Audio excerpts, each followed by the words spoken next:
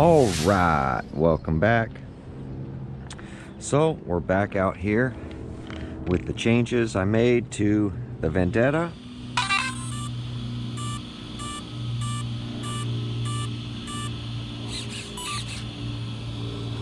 And we're going to give another 6S pass, but this time with some brand new batteries and running two 3S batteries.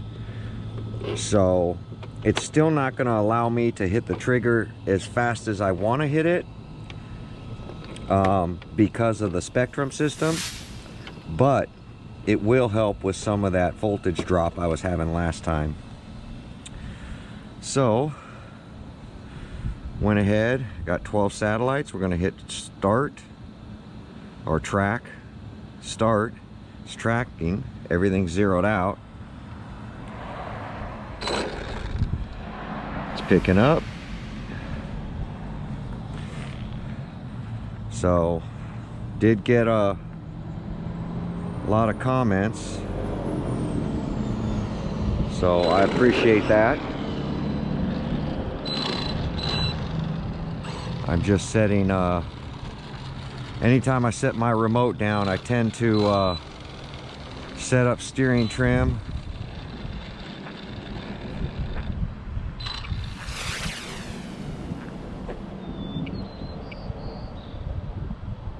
Throttle trim, check to make sure my steering's correct.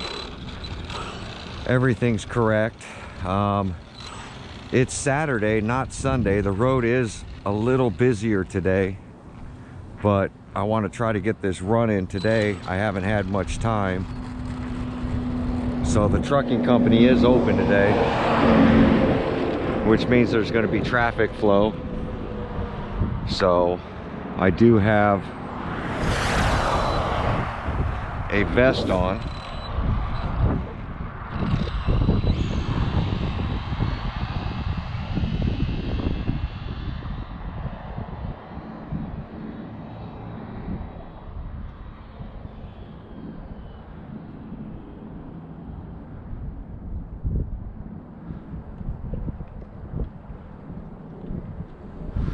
Okay, I'm turned around.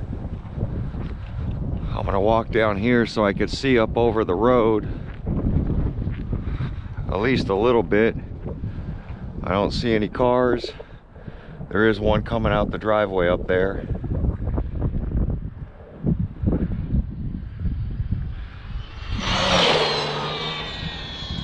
Sounded like it blew a tire, so I let off.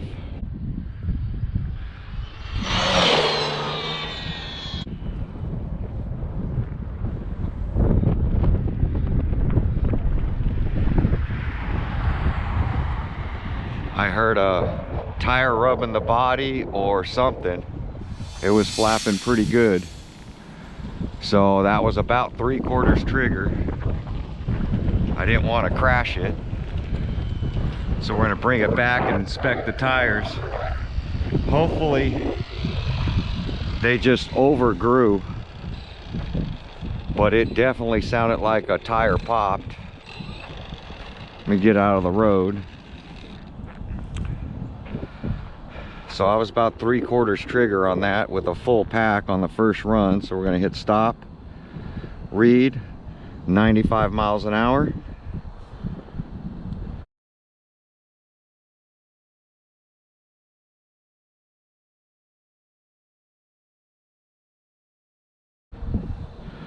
And as soon as I started to lay into the trigger, I did hear tires hitting the body or something hitting the body.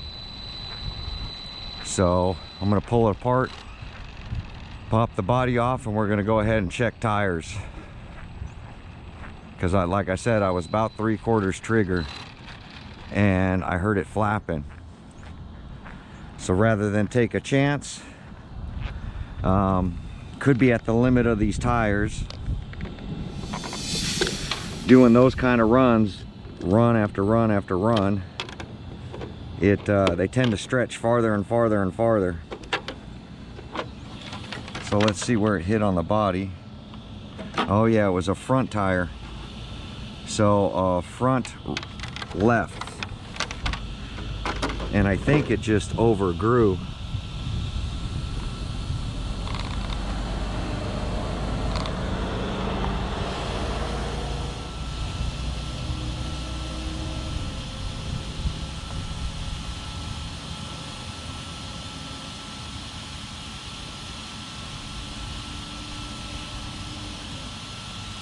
Yeah, it looks like it just overgrew and hit the body. It didn't come apart. Just all the power went to that front. So what I might have to do is raise up the front of the body. Want to check the motor temp. Motor's up to 103, which is okay. 104, which is perfect. That's to be expected, overvolting it like that. Temperatures are good. ESC is only at 90. Like 90, 93 I saw. Oh, I did see a 96 in there. 97, 98. So 99 on the ESC. So we're definitely pushing it. So I think what I'm going to do right now, oh, my antenna's not up either. I think that's why. But I didn't have voltage cut. Now I might have voltage cut on the next run because the batteries will be a little low now. So I'm going to try to raise up the front of this body. One click, even though I don't want to.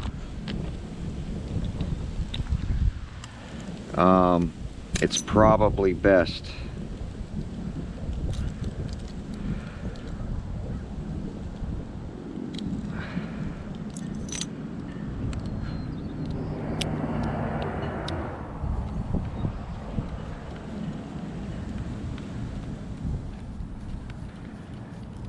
Because I did lower it down one.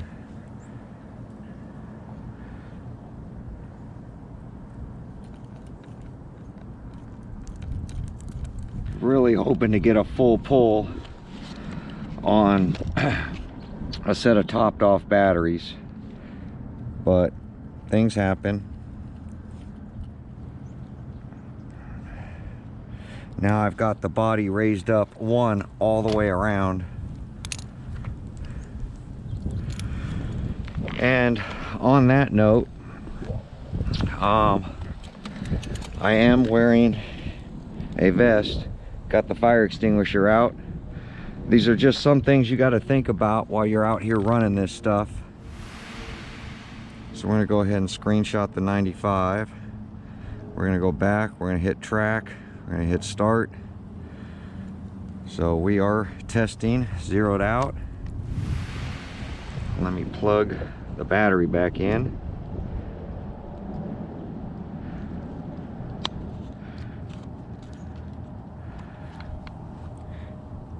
And I didn't cut the video this time, which I normally would have, because I did have some people that are worried about the motor, saying that the motor's not going to run on 6S very long. Now, one guy said four passes. But I guarantee you I'll get more than 4 passes out of it, because my other one on 6S I have probably about a good 50 runs on it. It does shorten the life, but it doesn't shorten it by that much. Not 4 runs worth.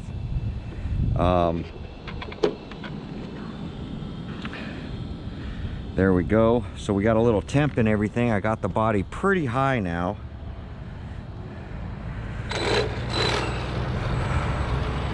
So we're gonna go back out. I'm gonna stop this clip right here, and let's get lined up again. All right, so I just stopped the clip for editing purposes. Got a car coming both directions. So as soon as this white car gets out of the way, I'll get into the road and I'll start going down. I do go past the driveway down there, the truck driveway, in case the truck pulls out.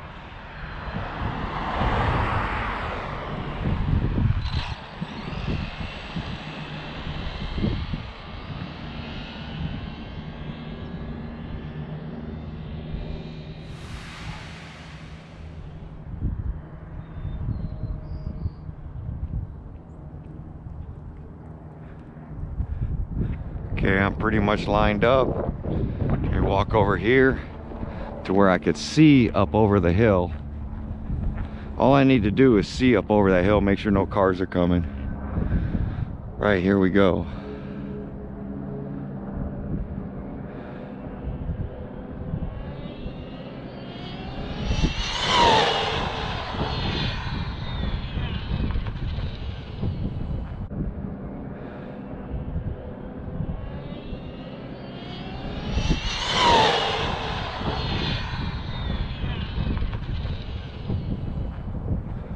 I barely touched full trigger and had to let off, but that thing was moving.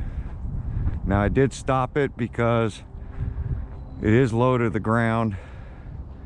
I couldn't see where exactly it stopped. I'm gonna bring it back kind of fast because cars are coming.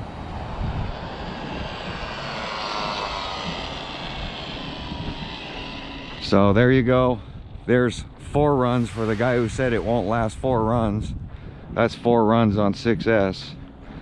2 the last time I was here, 2 this time on this setup. Now this thing's run a bunch on 4S, and it's run a bunch on this ESC, but because I have new packs in here, I'm not getting that voltage cut.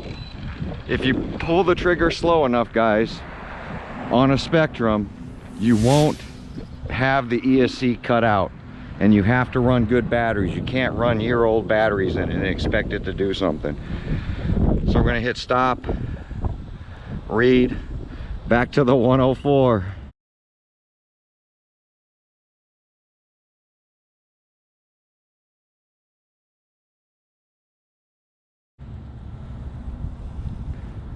So I don't think I stayed in it long enough, or the packs are pretty low now.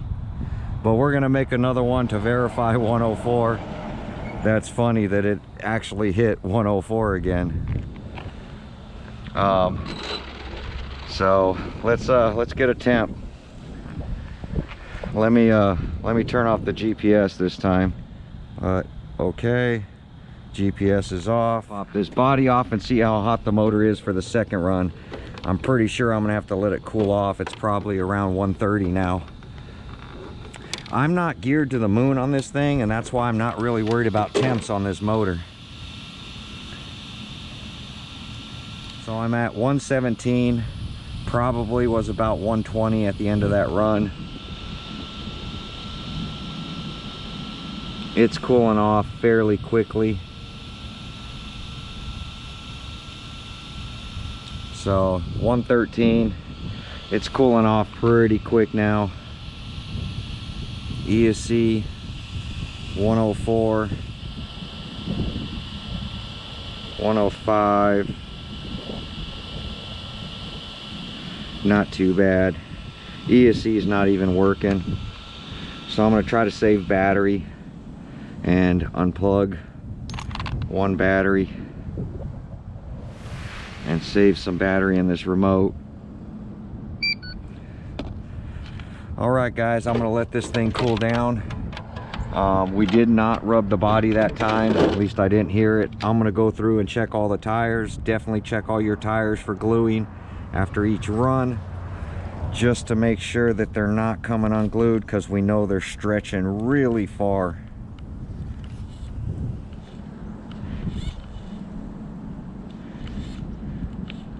And you got to look all the way around. And I'm pretty impressed with these tires because they, well, at least the gluing process or however they mounted them, because they're not coming unglued like any of the other RTR tires that I've had in the past.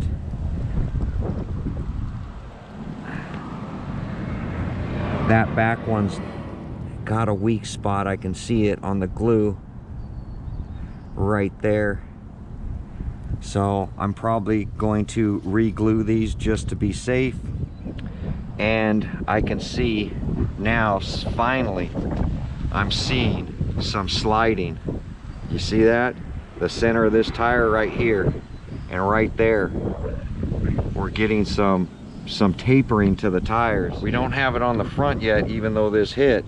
This is letting me know that during my trigger pull, it was trying to gain traction and sliding, but not very much at 104. And that's that slow trigger pull I'm doing, but I will have to carry it out a little bit more, I think. I think I'm gonna have to gear this thing up too, probably to get anywhere close to the 120, because that spur is just too big. But there we go, guys. I'm gonna pause this and I'll come back when we make another run. And yes, I do have the beast out here today. A Limitless GT versus a Vendetta. It's definitely a lot smaller and a lot lighter.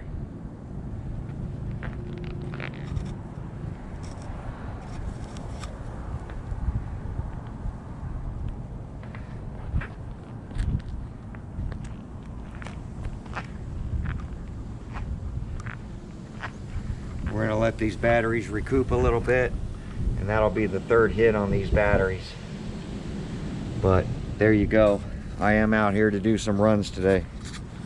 So we'll be right back. All right, so we let it cool down 10 minutes.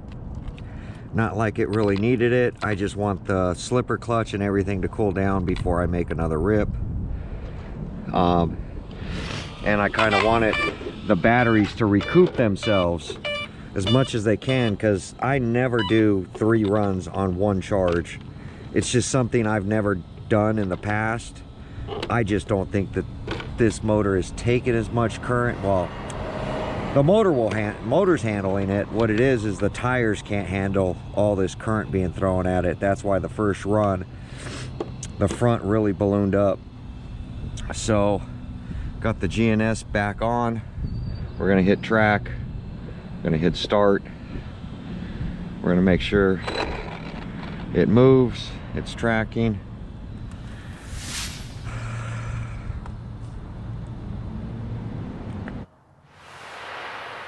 So comment below now what you think is gonna break on that run. I think you'll be surprised on what fails during this run. But comment down below, and then at the end, comment if you were right or if you were wrong. Back to the video. I've got the brakes turned down pretty far. I think they're at a quarter now. Yeah. The road's starting to get busy, so this is probably going to be my last rip. Especially with the batteries on this charge.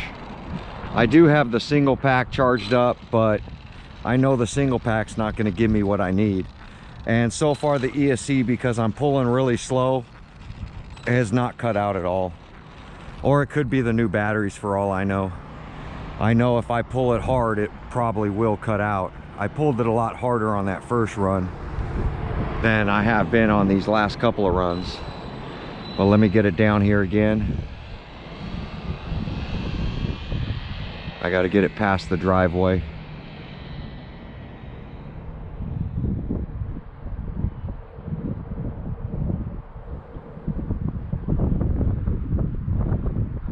Okay, I'm past the driveway. I'm pretty straight, but it looks like, no, that FedEx is going straight. There is a car in the middle of the road up there, and I don't know why. Hopefully I won't be going that far. So we're gonna send it anyway. I don't know why that car's in the middle up there. I was gonna run this one out.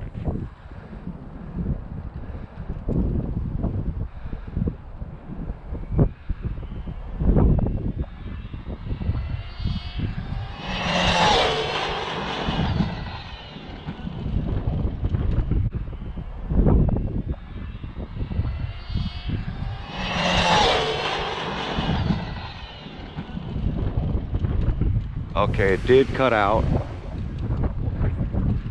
and I heard a tire let go, and I got on the brakes pretty hard because of that car.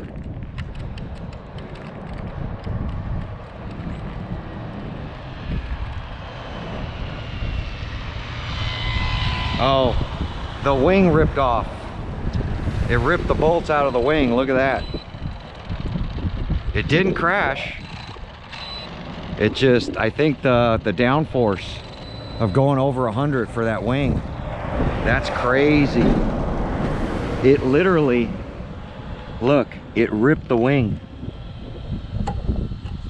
because the wing is probably flapping.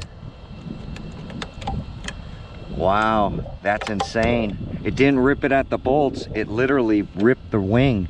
And maybe that's what I'm hearing flap, is this rear wing. So I think we're gonna have to make one out of some other material. Maybe a carbon fiber one, or I don't know, plastic. Something definitely stronger.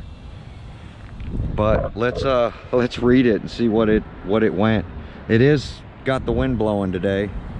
So we're gonna hit stop, read. 103 on that one.